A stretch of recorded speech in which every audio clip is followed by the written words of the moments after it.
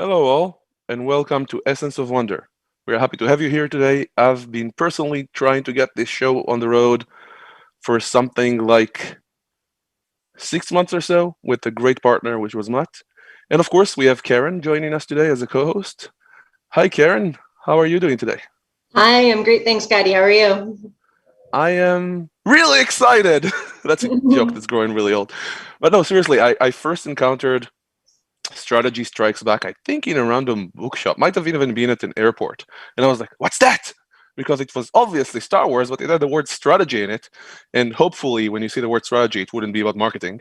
So I picked it up and I read the first chapter, and it blew my mind because the concept of being able to speak a global language when you don't have terminology such as, for example, in this case, the Civil War, the World, or World War II, to talk with people around the world and they all know Star Wars was amazing for me. And then reading the first chapter with Max's speech to the Senate blew my mind. And I was in. I became a policy geek right in that minute, even if I wasn't before. Have you read the book? I have. I've read at least the first part of it, and I completely agree. It's a brilliant insight that teaching strategy, discussing strategy with people around the world is difficult because of a lack of shared context or the same view of complex events that fiction, provides a unique outlet to be able to have those conversations. I will say I started reading this book saying, oh, my friend Gadi wants me to read this book. And I think I got 2 sentences in before saying, oh, shit, I see why. Do you know why you said that when you saw why? I can say it hooked you from the second sentence, like literally. Yeah, but what was it? I'm putting you on the spot. Okay, I have it. I have it on my phone. I'm going to pull up what the second sentence was, and then I will tell And you. we'll wait for you and hear what the second sentence was. All right. And The yeah. the okay, the second sentence is, and this is Matt's. I've been on both the wrong end of incoming insurgent fire and the receiving end of cadets' blank stares, and if I were forced to decide between the two, I'm not sure I could. Matt, this is a perfect chance for you to come in. So yeah, thank you so much. I'm Matt Cavanaugh, and really, this book is a response to a problem. So I had been teaching at West Point, and there's a gap in age between cadets. They're college students, and when you're a professor, and that gap seems insurmountable at times. The jokes don't land. You're just you're a fish out of water, to say the least. And I went from that assignment to an assignment in Korea, where I'm working with South Korean army officers that just don't have the same sense for modern war and strategy that I do. And so, I was really searching for a way to connect across cultures, across generations. And really, we landed on Star Wars because it's the universal war. It's the one war we all know something about. And so it created that common terrain that you could have a conversation about some of these really important and meaty and weighty issues on. So you've been with, you actually earned the West Point Abgar Award for excellence in teaching, right? You served as an associate fellow with the Royal United Services Institute, I believe that's in the UK. You're on the advisory council for the Wounded Warrior Project, and of course you co-wrote and co-edited with Max Brooks' Strategy Strikes Back and Winning Westeros. In other words, you're an expert. And bringing strategy to the masses. There is a sentence I love about strategy. I don't remember exactly where it's from right now. But have you read Against the Gods? No. History of Risk? No. So Against the Gods, you have the About this, picture. Gadi. I was like, what's that art piece that makes you cry about this? So right at the beginning, you have a Rembrandt with people in a boat on the Sea of Galilee fighting the storm, right? Mm-hmm. And you say against the gods, and it goes through this entire process of talking about what created modern man or modern humanity, if we're to be more inclusive, and what made the world the way it is. We've had democracy before, we had philosophically advanced and technologically advanced civilizations before. What makes us now what we are now?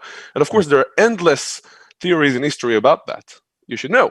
But this was about, we learned to take risks. We learned that we actually have a chance of affecting the world around us. Reading the Iliad, reading Homer, and how everybody would die to try to get to their fate because the only control they had was over how much the virtue, how much they took it, right?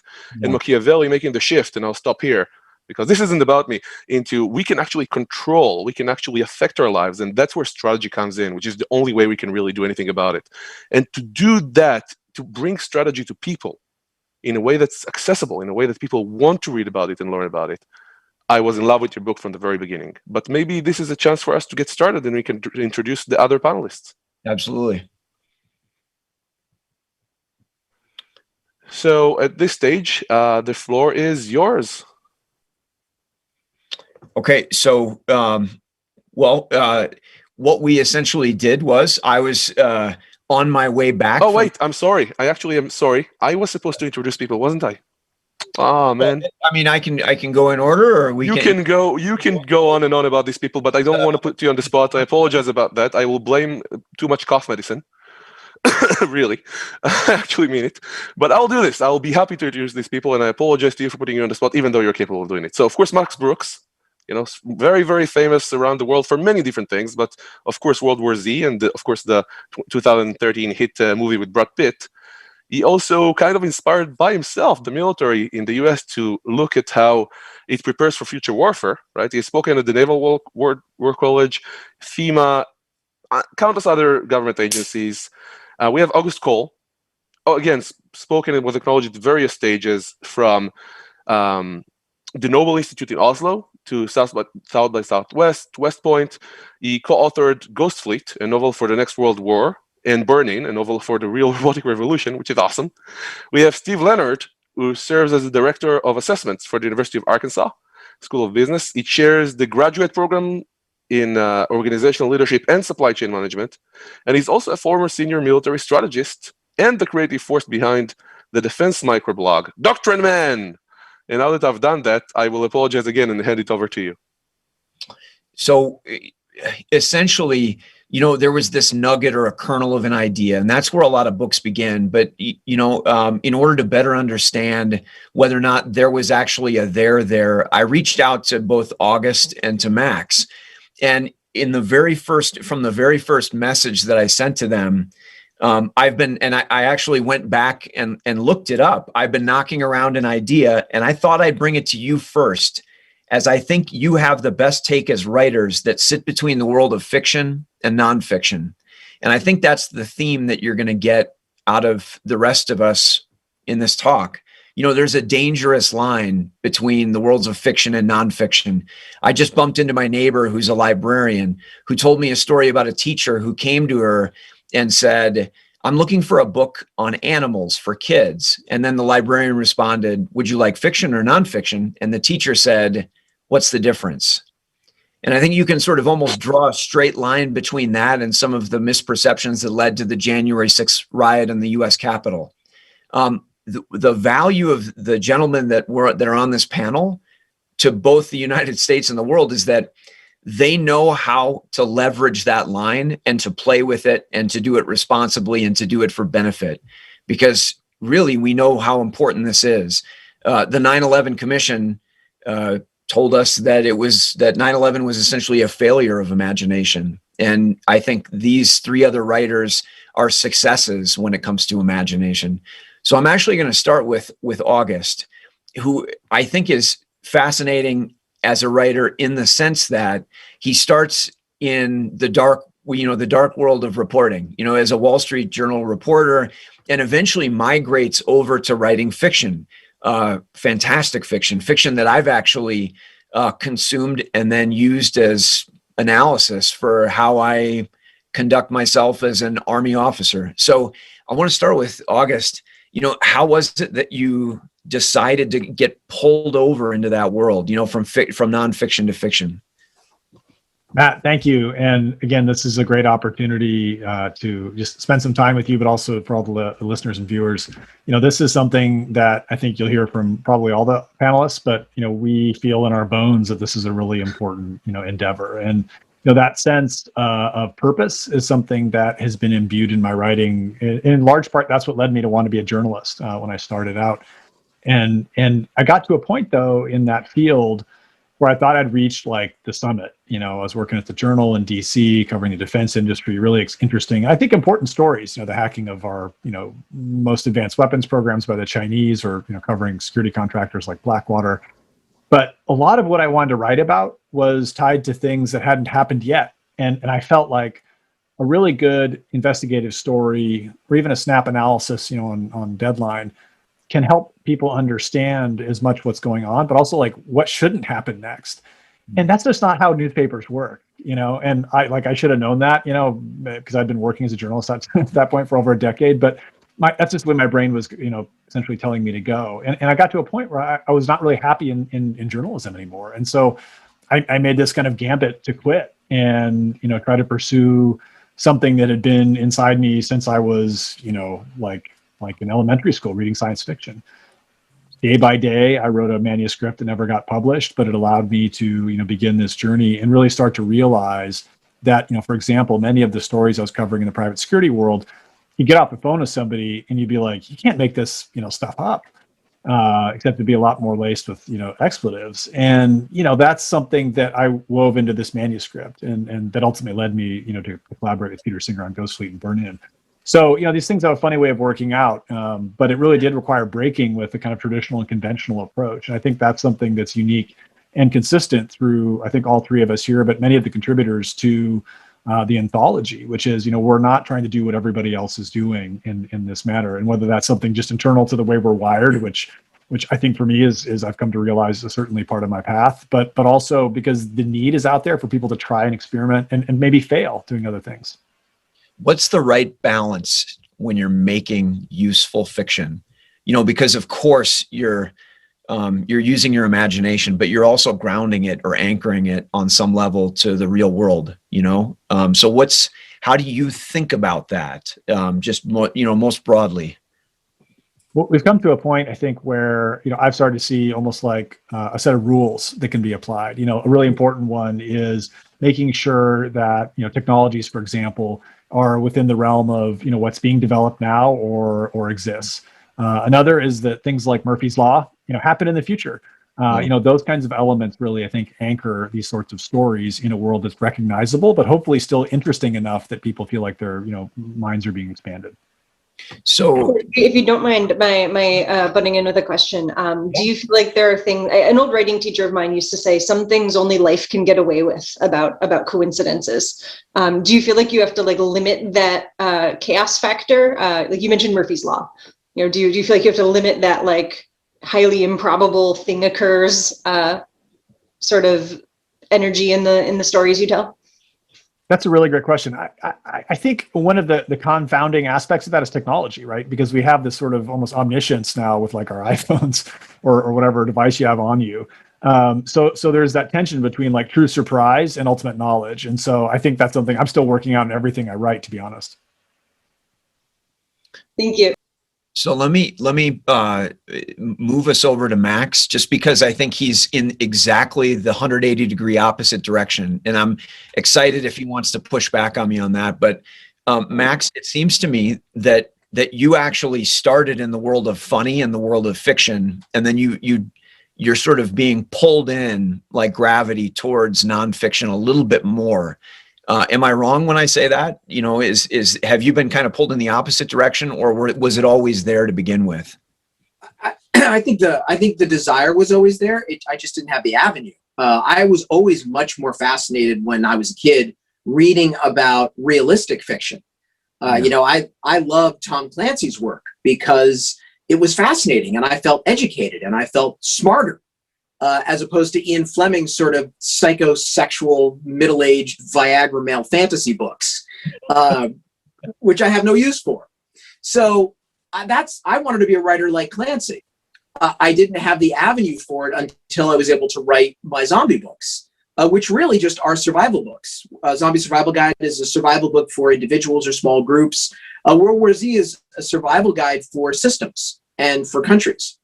And so then I got pulled in, first Naval War College. Then when I met August Cole. He said, would you like to be part of the Atlantic Council's, Art of Future Warfare? And he's a foot taller than me. So I looked him right in the chest and I said, I'm in. And then you and I met, and we talked. Then I met you in person. I was like, oh my God, he looks just like Captain Jonathan Archer from Enterprise. So I always thought that the best way to engage the public in a democracy where we are the boss is tell them a great story, because we are emotional beings. Make them laugh, make them cry, make them feel, get them invested, get them rooting for somebody. And then through that, educate them about their role in this club that we call a republic. Do you just start with pure curiosity? And then I've heard you talk in the past about the balance between pure education and pure entertainment. I mean, do you sort of start with something that just interests you, and then as you're working through the subject, you're looking for hooks into both? Is that how it? Yeah, it always has to start with me, and it always has to start with a simple question that I set out to answer. Like, what if there was a real zombie plague? Yes. How would it really happen? And then that's my compass needle, and it directs everything. And having grown up, I have the advantage of growing up in show business and understanding how much of it is just BS and understanding how much of it is just put in there for mindless entertainment. So I knew, watching so many other zombie stories, most of these people, it doesn't matter how great you are with an AR-15 or a big, a 44 Magnum. Mm-hmm. You drink out of a puddle, you will diarrhea yourself to death.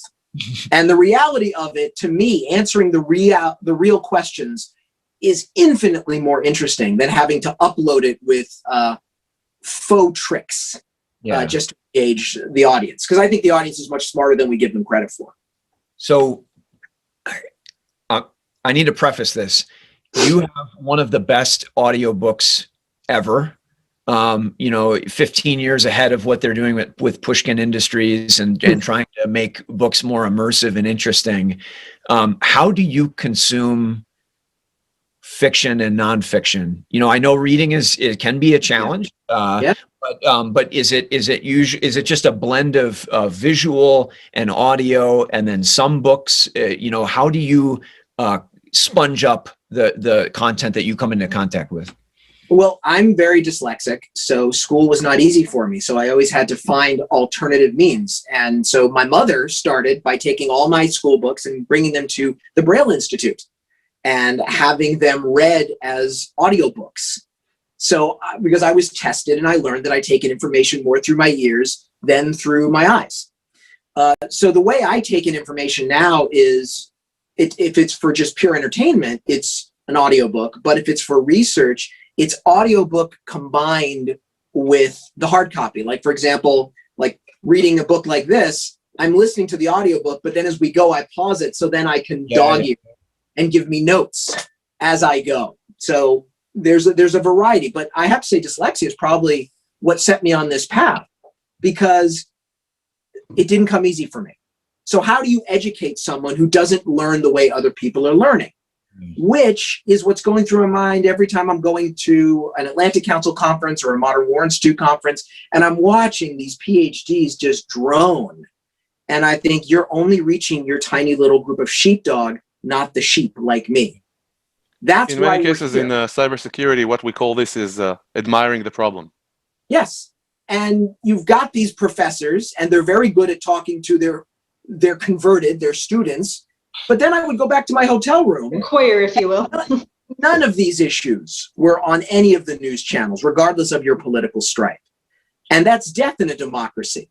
So that initial problem of my dyslexia sort of set me on this path, which is, how do you educate people who want to learn but don't know how? Yeah. And I'm glad to see, by the way, that you prefer the Postit Notes in books. I'm glad that someone else is supporting 3M. And Postit Notes. I'm gonna move it over to Steve, because Steve is incredibly famous in the military world, and I'll tell you how famous he is.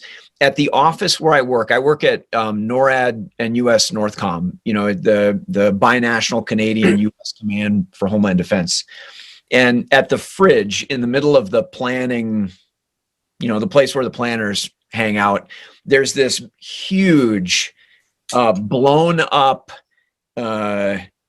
web comic, and it's essentially it's different. It's what the general says and then what the staff officer hears, and it's a running gag between the two. And I still remember, you're, for a while you went, Steve, did you choose not to let people know you were Doctrine Man? Can you tell me a little bit about that?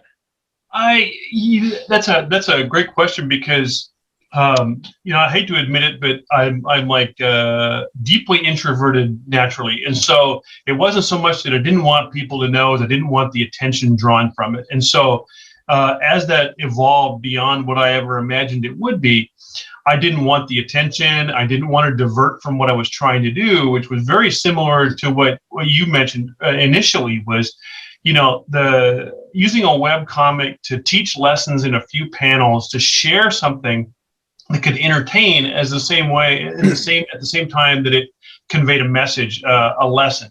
And so the cartoon you mentioned, for example, I mean, it's years of working at that level. And, we understand what a general is saying. Somebody else comes into a room and says, hey, he nodded the whole time. It's like he was trying to stay awake. He wasn't actually listening to you. And so, so it's funny, but most people don't understand that stuff. And so you take the things that we would see on a day-to-day basis, put it in a context where others would say, hey, I know that situation, or I know that person, and oh, I get that. It becomes a way to remember something, to teach a lesson. I have to say, that's a great scene you just wrote right there of a misunderstanding of, like, oh, he was nodding, so clearly we should go do this. No, that's just what he does. Absolutely. Coffee. Get the man coffee. Don't invade anyone. I had one this week that was the same kind of thing, but it's translating British. And if you've ever spent time with the British, they're just so polite, especially the British military. They're so polite. And it takes years of understanding them and reading body language to when they say something, understanding what they really meant. So if you were being disappointing, if you were off the mark, just because they smiled and said, hey, thank you for your time, what they were really saying. And those kind of things are important to teach other people, so they don't have to learn the hard way. Like Matt and I can honestly say, a lot of the lessons that we learned and the things that he described standing in front of students with their eyes glazed over, you don't want people to learn those lessons the hard way. So finding a way, a common medium to translate some lessons and do it in a way that they learn maybe without even knowing they're learning, that's a very powerful tool to use. So it's not just that they're so polite, it's that they're so well dressed. So I went to a meeting at the Ministry of Defense just before COVID, and it was a group of American officers and a group of British officers. And in their Ministry of Defense, everybody wears civilian clothes. And so the Ministry of Defense, the British military guys are all wearing Savile Row, bespoke, tailored. The Americans, we all looked like we were at junior high prom wearing Dad's like Sunday best. It was really honestly embarrassing. But when you are in the Army, as you were and I am, we have certain creative choices removed from us, to include our smooth haircuts, right? But you struggle sometimes when you're weering the same. What's this thing you call hair? I'm not sure. That's right. I understand. Right. Others don't ever have that choice. I respect that. So, yeah, Gadi would be entirely creatively unconstrained, I'm sure, by the military. Right. Blank slate, tabula rasa. So, Steve, we don't always we have to differentiate ourselves beyond style and clothing choice, that sort of thing. Is that what led to the web comic? Is that what was it a chance for a creative outlet?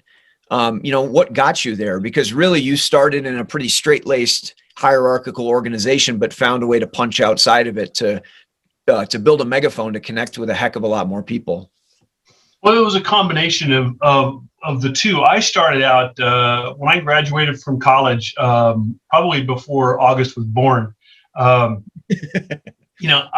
embarked immediately on a writing career of sorts where I tried to publish at least once a year, and that was back in the days before the internet. And so you had to fight the battle of the print journals, and that was a goal: once a year, a print journal, no matter what. And I did the same kind of things that we do now, but you realize that those stories straight up just don't resonate. And you end up with a lot of glazed over audiences. A few people read what you write, but the straight up the stuff, you don't hit people. And eventually my own sense of humor got the better of me. And how that started, it started when I was in the School of Advanced Military Studies, when I started to create cartoons for the first time. And then I realized that there wasn't a student, there wasn't a faculty member that didn't pull those cartoons up and then use them, and you'd find them, like you say, on a fridge somewhere, and the light came on. And I have no artistic ability, so that's why I use stick figures. But you can convey those messages through a humorous medium. And years later, when I entered, by the time I was a lieutenant colonel, I started to do those just for the office, and then it grew and it grew and it grew, and it just kept growing, and to the point where you've got a couple of 100,000 people a day that look at the cartoon, and it was just a great way to go. And it wasn't ever what I intended it to be. I didn't intend it to be anything more than something that like 10 people I worked with would see every day. We'd all get a laugh, and then we'd go back to work. Just this week, I sent some off to Offutt Air Force Base for a golf scramble that they're going to be giving away as raffle prizes. And those are not the kind of things that you expect, but people come back and say, "Hey, can you give us a couple of copies of these cartoons and sign them?" And blah blah. Max knows what that's like. August knows what that's like. I mean, for us, we don't sign things. That's weird, but hey, is what works. And at the same time, that somebody is going to have that lesson translating general officer sitting up on their wall, and it works, and it does a lot of good for a broader community, and allows us to reach more people.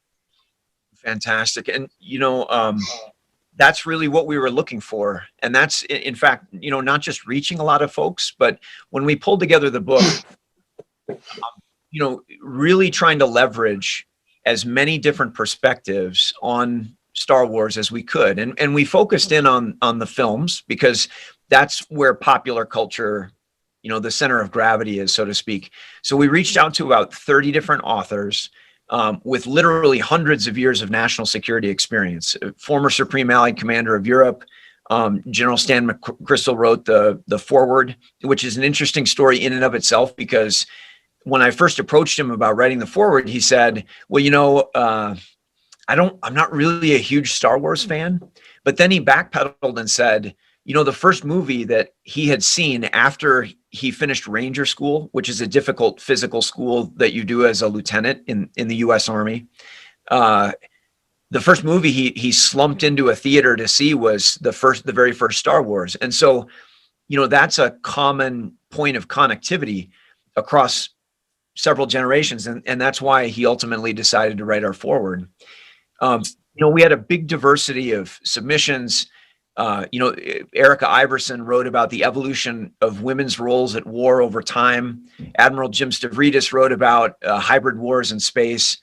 But I actually want to start with August, because for me, when the submission first came in, I started, alarm bells went off in my head. Ernie Pyle, and he was probing issues, how war correspondence might change, and from my perspective, that's a perspective that I never would have thought to consider. But of course, it came out of someone who is a recovering journalist. So, August, tell me a little bit about how, why you picked the Battle of Hoth. Why you wrote it the way you did. And I'll probably jump in with more questions as we go, because I'm just interested.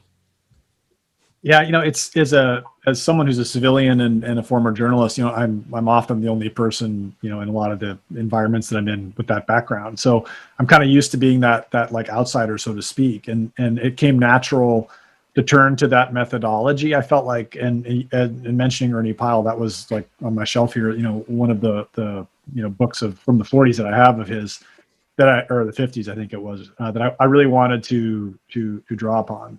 He was killed in 1945, I believe.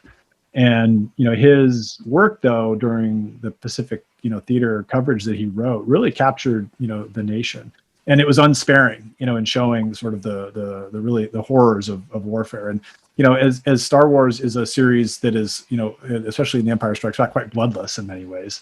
I wanted to really look at like what the retreat at Hoth, right? I find defeat fascinating, and thinking about this really important battle and how it went awry was important. And so I created this character that was effectively like a droid journalist, a C3U2, that would be able to, in a very stylized way, like Pyle, really give like a grunt's eye view, from the frozen trenches, like what it was like when the AT-AT walkers are coming, and you're going to die, you're going to be defeated, and yet you have to hold the line so these like troop ships can escape. And that I felt like, and it's a pretty like bloody or grim short story, right? The accounting doesn't really kind of hide from that, and if anything, the narrator it describes in the writing like this is what the galaxy has to see. You chose a robot for a journalist.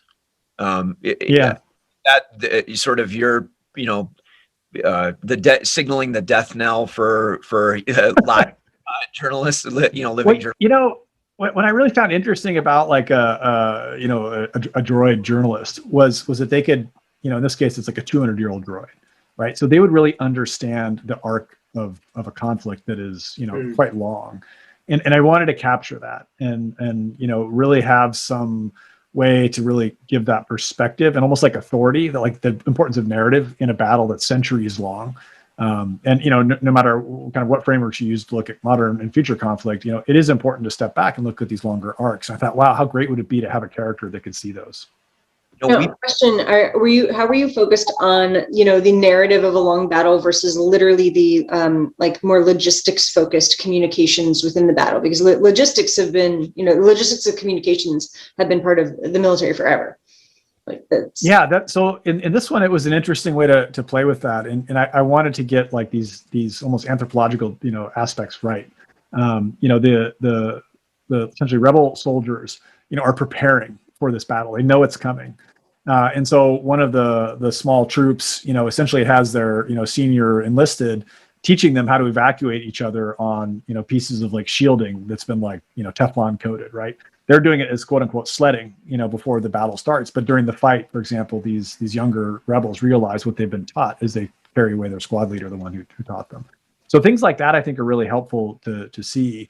And then the other aspect too is that you're looking at like the very technological challenge of like how do you file a story, right? Like every journalist always is thinking about how do I file, and so I had to kind of consider that too, like in the middle of the battle, how does the word get out? It's a burst transmission. But it's fantastic.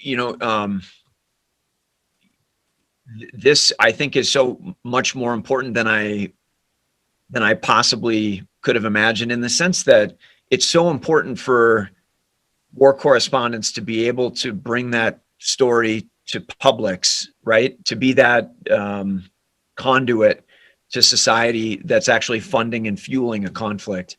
The other thing that I found fascinating was that we almost presume now that everything is going to be on camera in the future, that there'll be some sort of a satellite getting a perfect image of what's happening. But you chose to kind of go the other route, that this is still text-based, or that you're actually sending a story along for other folks to read.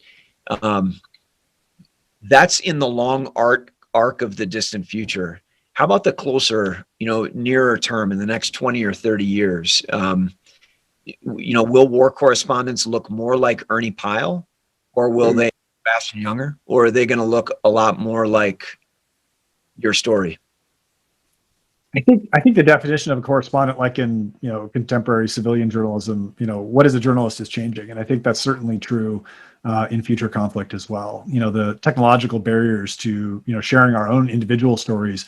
I mean, that's monetized around the clock around the world by social media companies. So the platform that I had to reach 1 million people at the Journal, right, with a front page story, is now in the hands of non-combatants and combatants alike. And in fact, I actually see organized groups, like Western militaries, insurgent groups, et cetera, are probably leaning heavier into, like live casting and sharing, their narratives, in part because with algorithmic, influence and kind of like micro-targeting, you're going to be able to give people who are, tens of thousands or at least thousands of miles away from a conflict their own individual experience and kind of context for it. That may be, shaped to a national objective or a will, or let people discover that on their own, in a different kind of model. So I think that like this is something that's going to be there. You kind of asked another question in a backhanded way about like the written word, right? Does it have a future in the coverage of conflict? And I certainly think it does. That's a medium that is endured, allows for more reflection. But it may not be what people are reading right away, and it certainly probably is going to be fighting for attention, just like we who write books are with very compact and kind of tightly shot video. You've heard nothing. That's not even acknowledging augmented reality and virtual reality, which are an extension of that. Really great point. You've heard, I hope, Neil Gaiman call books sharks, that they're prehistoric, and that they'll outlive all of us, and I hope that's the case. Although if Max keeps making audiobooks, I'll keep buying those. In Myanmar, generals are ordering civilians to be murdered. There's a group of French generals that are calling for harsher measures against those of the Islamic faith in France. And here in the United States, Mike Flynn is essentially a little ball of rage. And so I use that as a starting point to move over to Steve, because Steve talks about in his chapter the Jedi as a military profession and what a society should expect of a military profession. And it's a really important question because those examples that I just described show us just how bad it can get. So Steve, I want you to talk just a little bit about why is it just because you thought the Jedi were cool, the Jedi are cool, or is it because you really wanted to showcase what right and what wrong looks like to the world? So there's actually, you hit on two key points there. One, I mean, honestly, if you don't think the Jedi are cool, then you just kind of missed the whole point of Star Wars. But the other piece of this was, and you remember, we spent years trying to generate a dialogue on the professional arms within the military. And without being obscene, it just didn't hit. Nobody cared. It just didn't stick. No matter how many general officers stood behind a PowerPoint slide and talked about the professional arms, nobody was listening. And you realize that you have people on the 30, 40-year end of the spectrum trying to explain to people on the 1 or 2 year end of the spectrum why that profession is so important, and they're not speaking in terms that 1 or 2 year person understands. So those cadets, those junior officers, those junior leaders, they just don't get it. And then we muddied the waters by trying to find a place for everybody in the profession of arms, even civilians, family members, pets, whatever. Well, everybody's a member of the profession of arms, and nobody is. Then you completely lose the focus on what the important parts of the discourse are, which is, the profession of arms is something very specific and something very important, and you have to be able to discuss what that means to society. And by talking about it, by writing about it, you could put it in terms that everybody understands. Hey, the Jedi were a profession of arms, and this is why that profession exists, and this is how that profession started to go off the rails, how society started to ignore them. And there's distinct parallels there between, where the Jedi were up to the point where Order 66 was implemented, and where we were during the Forever Wars. The longer we were away at war, the more disconnected we became from society, in the same way that the Jedi had largely become disconnected from their society. And there's great parallels there to discuss, and the Jedi give you the perfect metaphor for being able to talk about where the military profession sits here and now, but do it, using Star Wars and using the Jedi, which I thought was a great tool. And I probably spent 10 years looking at the people talking about the profession of arms and the military and saying, you're doing it wrong because nobody's listening. And that was an opportunity to say, here's how you could use something to actually reach people and then spark that discussion that we need to have and hopefully bring people back onto the rails. Because you talk about, Mike Flynn's a great example, the angry little ball of rage. And it's like, he's still part of the profession of arms, and people need to have the discussion of, okay, now where does that put him on the spectrum?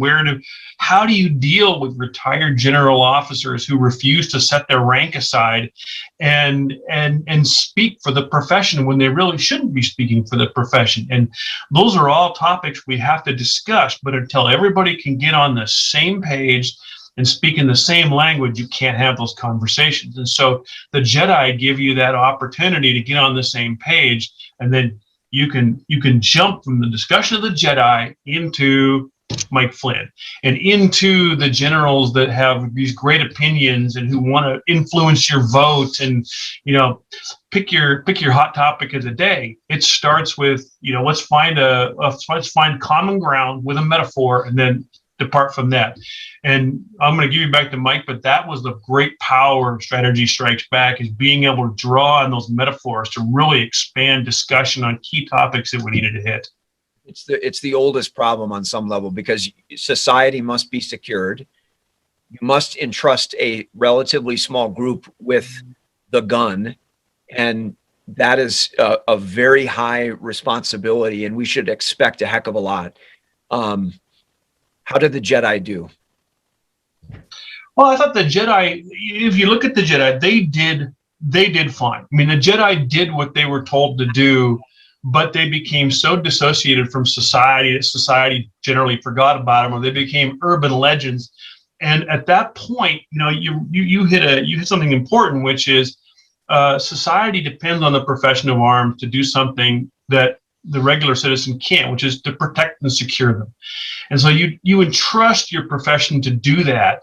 But at the point where you start to ignore them and they become an afterthought, you take them for granted, then that relationship starts to break that holds society to that profession. And that becomes a profession in crisis. And I think in a large number of ways, that's where we're at today. And that's something that I still think that every day that goes on, the more that society becomes separated from the profession that it depends on to provide its security and perfection and protection, the closer we get to having a much bigger crisis. And I worry every day that that gap is expanding. It's not closing. And until we can have these conversations with the public, it's not getting any better.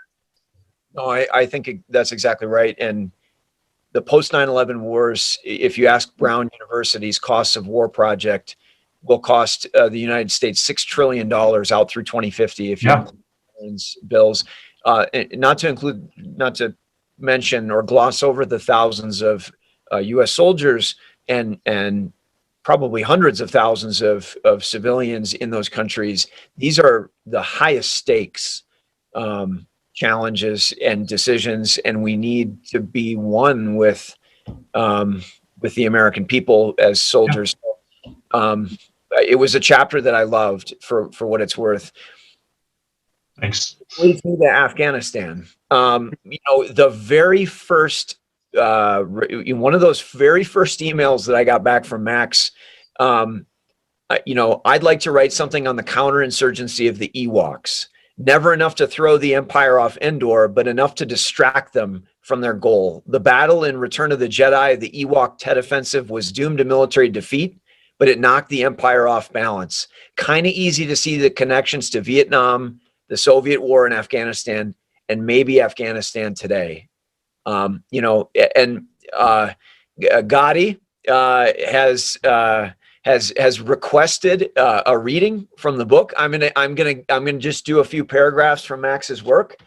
This is the only time in my life where anyone will want me to read publicly, so I'm going to take this opportunity as my own. This is, I believe, Max, just get me if this right. This is Princess Leia as Senator Leia giving a speech to the Galactic Republic, correct? Yeah.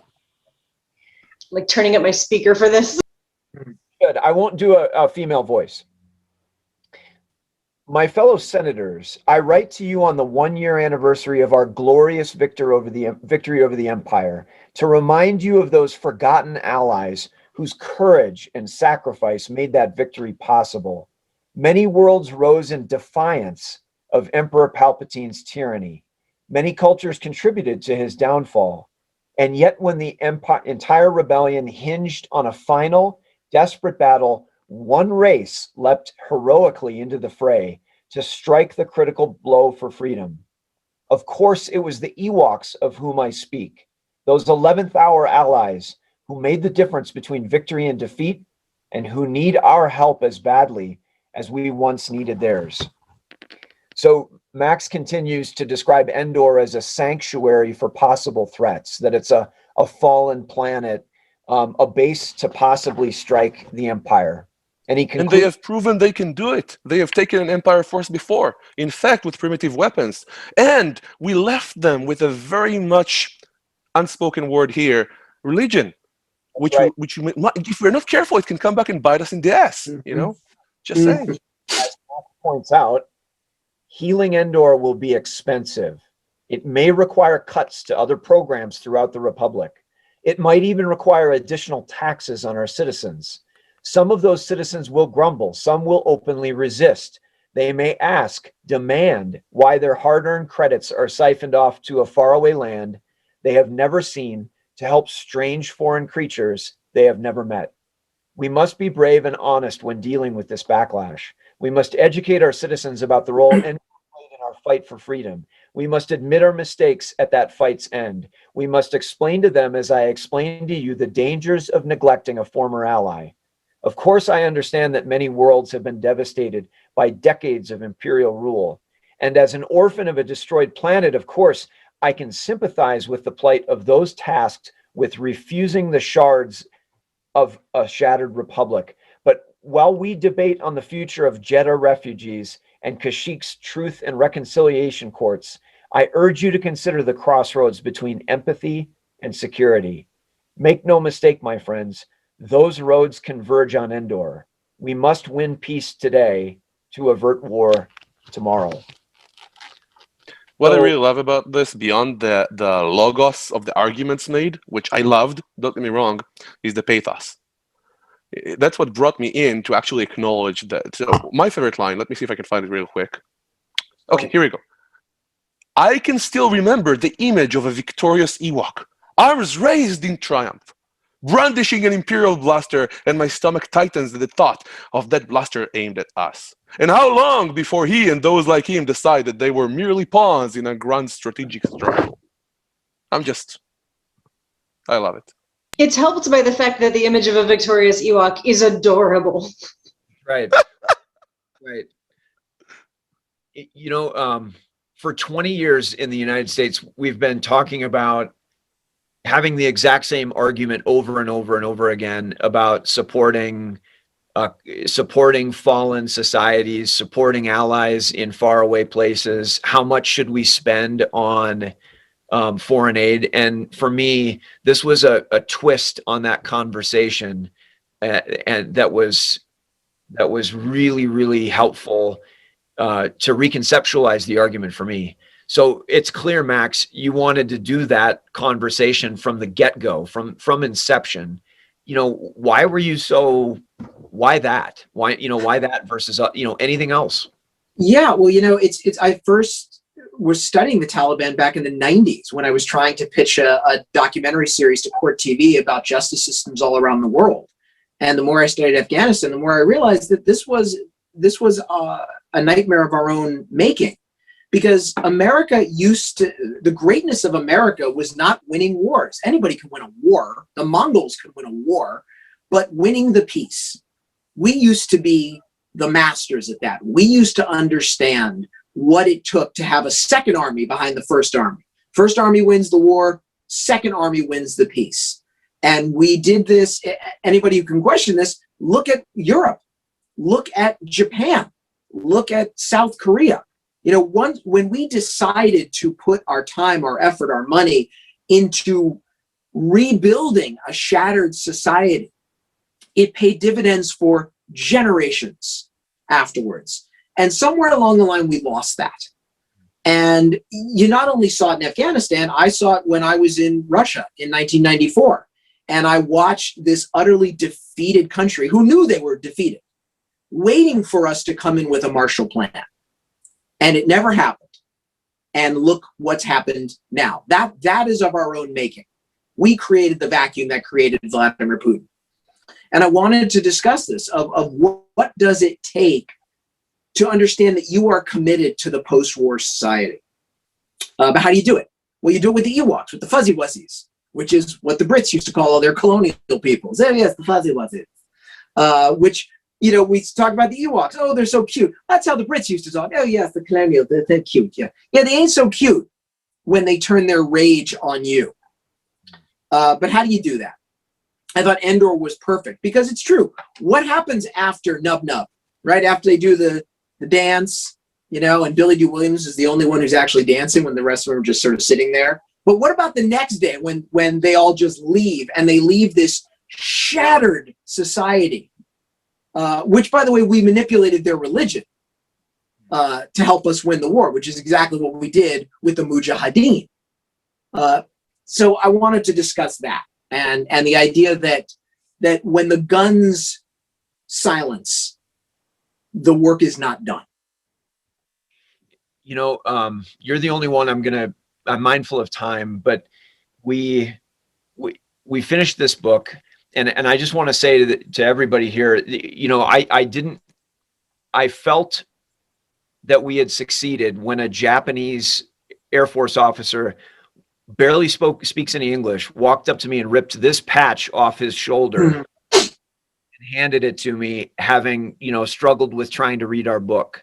I felt like that was the moment where we had really connected across cultures. And so we did a second book on Game of Thrones and modern strategy. And Max, you wrote about a pawn that gets murdered at the very beginning of that series. And I just wanted to give you an opportunity to talk about why you chose that in the second book. Yeah, well, because when you go to Comic-Con, you see people dressed like Game of Thrones, right? And they're dressed like the Khaleesi or Jon Snow. They're dressed like someone important. You know who they never dressed as? The butcher's son, who accidentally offends Joffrey and is then just murdered, right? This is why, and I'll say this, and I'm sorry, George R. R. Martin, who I'm friends with, I never got into Game of Thrones. I watched every episode and I could never get into it. Why? Because it's about an elite group of people deciding the fate of millions based on nothing more than the accident of birth, right? They didn't run for office. They weren't elected. They didn't have to prove it. They were just born into this, and then they get to decide everybody else's. That's why I thought Game of Thrones was so dangerous, because right now we are in a new era of great power competition. But what are we competing for? No one's ever answered this. Well, this competition is between democracy, a government of the people, and the new Chinese model, which is capitalism without democracy, right? The Chinese model is the Chinese Communist Party at the top. We got this. Go home. Keep your mouth shut. That is going to be the generational struggle of us, our children, and probably our grandchildren, because this ain't going away. So I wanted to write about the butcher's son. He didn't get a vote. He didn't get a lawyer. He didn't get a fair trial. He didn't get any of these things, because when you're trying to teach democracy to people who've grown up with it and take it for granted, how do you do it? What's the language? Well, you tell them, stop thinking of yourself as Jon Snow, because you're not going to be born as Jon Snow. You are the butcher's son. no rights, no privilege, no advocates, nothing. You are at the whim of someone born above you. And if we can think like that, we won't take democracy for granted anymore. That's what I was trying to do with this essay. You can Reminds me of the idea that a leader should get a random healthcare fate of their society. Like I love and long for that society. I really would like to quickly ask how you compare and contrast the two worlds that we talked about writing in Westeros and Star Wars, the accident of fate and of birth that gives you the leaders of Westeros with the sort of accident of birth that gives the Jedi, the powers over the Force. All right. Well, with the Jedi, that's what Steve was talking about. They're kind of born into it too with the midichlorians. But that actually, I think, also goes to Steve's point, is that the danger of insulation and isolation. When I first spoke at West Point, I talked about how we have a warrior class now in this country. And because military families now are dealing only with military families, we are in danger of creating a warrior caste. And now everybody has stolen that and everybody's writing about it. And I'd love to say, yes, that's because of my genius. No, I took it from a science fiction writer, J. Michael Straczynski, who created the TV show Babylon 5, where the Minbari have a warrior caste. And looking at that, I could make the connection to our own society, that we are in danger of creating a warrior caste. And the danger of that is when it's not your country anymore, and you have all the guns, what's to stop you from turning those guns on your own people that you don't see as your own? So, Gadi, if it's okay, I've got 3 flashbang grenades in my utility belt. Go. Out for a kind of a speed round at the end here. I was hoping you would pull them out. Please do. Oh, they're here. So I'm going to ask my speed round question, and then I want to just have each of these guys talk about their most recent project or upcoming production, so to speak. So we'll start with August. Is the United States the empire? Are we the baddies? Well, nobody, ever wants to be the empire, but it's one of these narrative questions that I think as a society, we haven't really got a complete answer to. We're at the cusp of this massive transformation with technology, particularly AI. It's coming up in strange places like our politics. It's entered because of COVID into business, it's entered into our schools. And now suddenly, I don't think we can tell even what we are, what we're for. I wish it was as simple as deciding we were either on one side or the other in a narrative like Star Wars, but it's far more complex. And to Max's point, increasingly fraught because we've been at war for 20 years. And that has made a lot of these political questions really difficult to unwind in a political system that's broken and is only going to be more tested by technology, unfortunately, in the next 10 years. Tell me what you got coming up. What you cooking? Well, I've been working on a story that was focused on the U.S. Burn-In, novel of the real robotic revolution. Despite having written a book about World War III before that, the next big thing that Peter Singer, my co-writer, were worried about was this question of whither America. And a lot of the work I'm doing right now is focused on these kinds of existential questions around artificial intelligence, the future of robotics, and what it means for conflict. And so, anything I can do to help society, government for that matter, advance that conversation, like I'm leaping right into that. Okay, I gotta go. Steve, favorite Star Wars character from any part of the broadest part of the franchise? Oh God, you would ask that question. I did. Answer. Yeah, I mean, honestly, I always liked Anakin. Even though I didn't like the 3 prequel movies that much, I absolutely loved his evolution as a character into who he became. And then as you move into the movies that we grew up with, his eventual redemption as a character. And I think that's a great story. I think it conveys the idea that no one is ever completely lost, that, you can overcome the mistakes and you can find redemption. And I think that's a great story. And so he was always my favorite, even though he killed all the younglings. I still like him. Yeah. I still thought he was a fun character. Most recent project, what's going on? So the most recent project is honestly, it's one that all 4 of us are involved in. and working through edits this weekend of, we ran a very similar project to Strategy Strikes Back and Winning Westeros. We expanded much more broadly to all science fiction, but used science fiction as a metaphor to explain strategy, leadership, conflict, diversity, a lot of the issues that we're dealing with today. And Max, August, Matt, and I all participated in that project. The book is called To Boldly Go, and it publishes on October 7th of this year. Fantastic. And Max, the work of fiction that whatever it might be, film, book, audio, whatever it might be, that has influenced you the most. Oh God, the most? The most. Yeah, I said it. The most. Of all time? Yeah. Oh, it'd probably be the first book I ever bought. I was 16 years old and I bought Hunt for Red October. And as a dyslexic kid, to buy a book, that was a pretty big thing for me. So not only did it suck me in, it educated me, and it set me on the course of the writer that I wanted to be. Was someone who, when you read my work, I take you for a great ride, but at the end, you think about it. So I know I'm bumping up against time. So Gadi, I can't thank you enough. That's okay. We can giving us continue a the little bit if you need. If you need the time, we can give you a few more minutes. No, I mean, I think we're good. Just in the sense that, I mean, it's a gift to spend an hour with you guys. You know, this is fantastic. This is a good way to spend a Saturday. Fair enough. Well, I'll say thank you. Would agree. I will share that in policy circles around specifically Europe and the United States that are more around cybersecurity, many of us have actually used the book for arguments.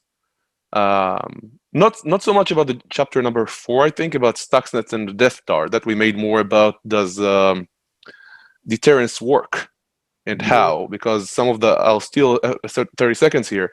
While Stuxnet was an intelligence gathering tool, it was a spying apparatus, right, or operation. When it was exposed, essentially, many looked at it as a destructive weapon because the centrifuges went too fast. Now, you can argue and say, no, Gadi, Stuxnet was a destructive weapon to begin with.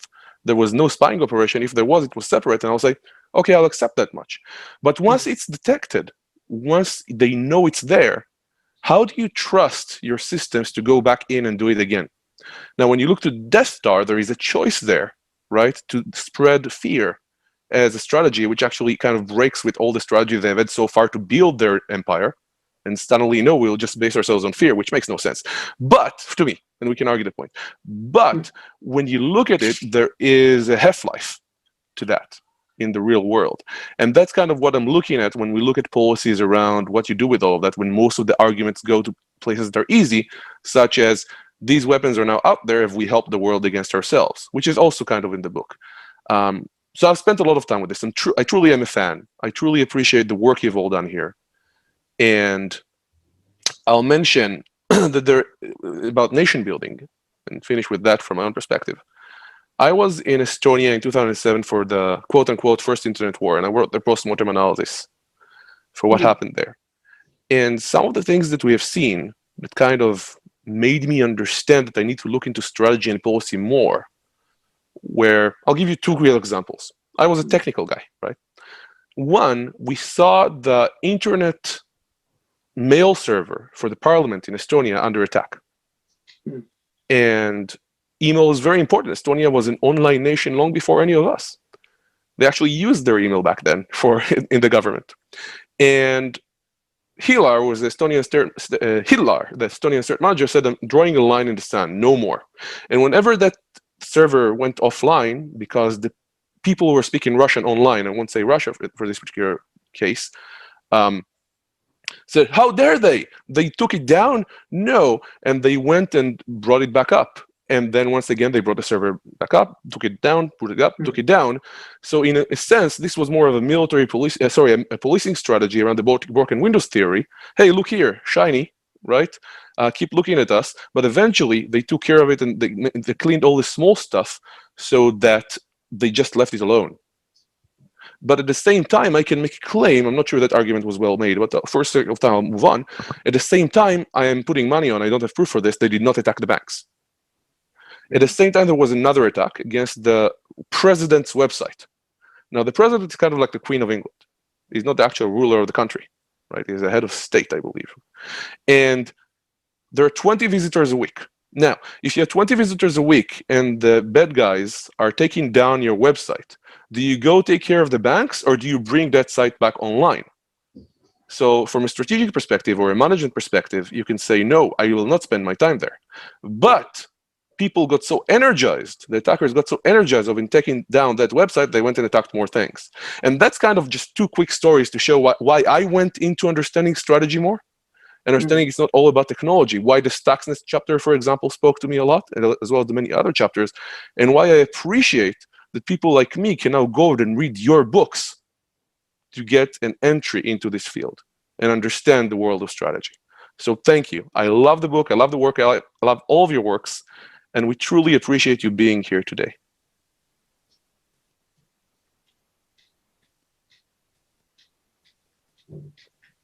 And our panelists will stay with us for a few more minutes, and the show is done. That's a wrap.